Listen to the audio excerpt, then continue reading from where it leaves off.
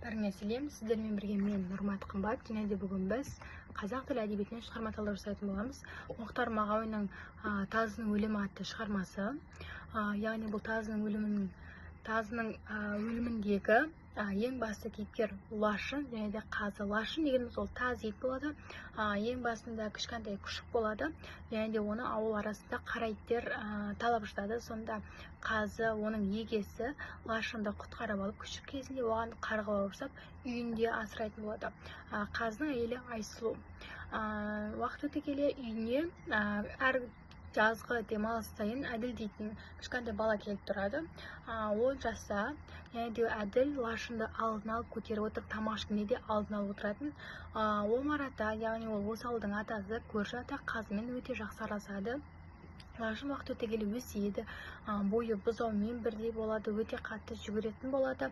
Ең бірінші ол қызыл түлкінің артынан қуалайды. Ең бірінші аулаған, яғни оның аңы қызыл түлкі болады. Бірақ ол басында оны өлтірем деп ойламайды.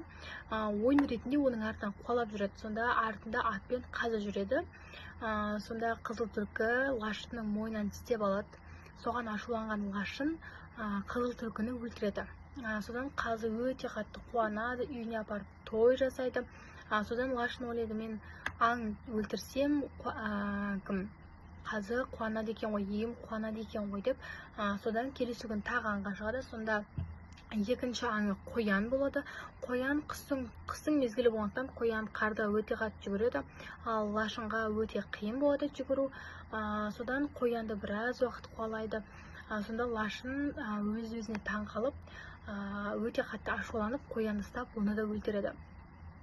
Келесі жалғасы, ең үшінші аңы оның көкжал қасқыр болды. Яғни көкжал қасқырды қуалайды. Қуып жетіп алған кезде, оны тістеп өлтірмекші болған кезде, оны біледі, қасқыр түлкі мен қоян сияқты емес екенін. Оның терісі өте қатты болады, және де көкжал қасқыр екеуі төбелеседі.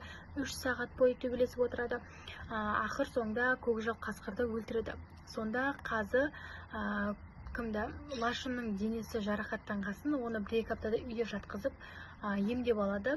Уақыт өте келе Қазы бір ауруға шағалдығып өмірден өтеді. Сонда Айсұлу дейтін оның әйелі Есенжол дейтін кісімен Қазыға көзіне шөп салады. Сонда Айсұлу Лашынды негізі жақсы көрген жоқ, ол жан-жануарларды жақсы көрмейді. Содан Лашынды далаға шығарып жүрді. Яғни Лашын осы кезге дейін ол мүлдем далаға шығып көрмеген, далада қонбаған, өте қарны аш болды. Оны Айсұлу тамақта бермейтін еді, берсе бір арасына 4-5 күн салып беретін. Сонда Лашын өте қатты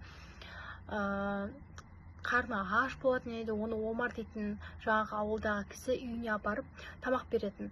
Тамақ беріп үйіне қалдырғысы келетін, бірақ Лашын есік ашылған сәтте сразу шығып қашып кететін. Өзінің жататын жеріне қорасына барып жатады. Өзінің егесі келіп қалады деп күтеді. Сонымен қыстың мезгілі болды. Лашын өзінің егесі келіп қалады деп күтеді. Содан оны жерлеуге барады. Жерлегенге де ол түсінбейді. Содан кейін бір күні егесін сағынады, келмейтін түсінеді. Сонда егесін жерлеген жерге бара жатқан жерде ол темір қақпанға түседі. Ол не екенін білген жоқ басында. Одан кейін оның өзінің жаңағы Қазы егесінің үйінде осындай темірлерді көреді. Содан адамдардың құрған қақпан екенін сезеді. Оны шешуге тырмысады, бірақ шеше алмайды. Ол жаңағы Қазы жерленген жерге барады, шешіп береді деп үміттенеді. Сол Қазының жатқан жеріне барған кезде оны 10 қасқыр талап өлтіреді. Осымен біздің шығармамыз аяқталды. Назарларыңызға рахмет.